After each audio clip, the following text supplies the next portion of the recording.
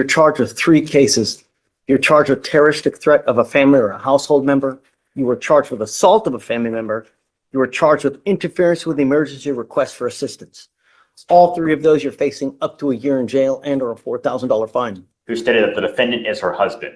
The complainant stated that the defendant and her got into an argument and that the defendant stated, "I'm not afraid of the police. I will grab that knife and cut your throat." The complainant then stated that the defendant had on November 16th, 2024, assaulted her.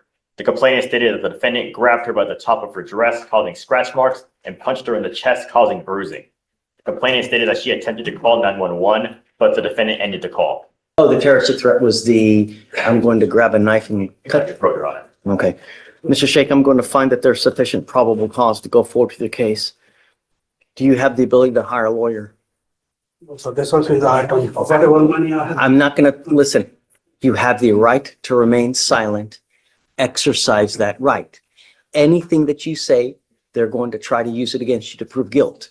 So what I can have you do is I can have you fill out an application. I will take a look at it to see whether you qualify. We don't give appointed lawyers like it's candy on Halloween. You have to qualify. And if you do, then I'll take a look. But I need you to fill out everything. As it stands now, I am ordering you as a condition of your bond not to have any contact with the complaining witness in this case and not to be in possession of weapons. You are not to go within 200 feet of where this person lives or where this person works. Do you understand? I want you to understand something and take me seriously when I say this, that when I mean no contact, I absolutely mean no contact. I don't care what's going on in your life. I don't care that you need clothes. I don't care that there's a child involved. I don't care that you need to go get the car, whatever it may be. No means no. And if you violate these court orders, the state can and probably will file a violation of a protective order against you. That is the capital murder of misdemeanors. Do you understand?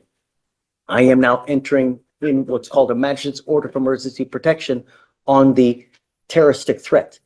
This is a court order that identifies the complaining witness as a protected individual. You cannot commit family violence or an assault against this person.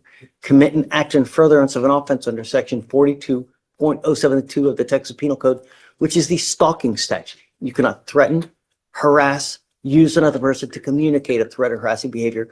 You cannot go within 200 feet of where she lives or where she works. You understand? This is what I'm saying, that if you violate this order, they can file additional charges against you. Now, Deputy Miranda will give you an application. I'll have you fill it out. I will take a look whether you qualify. Anything else you want? Oh,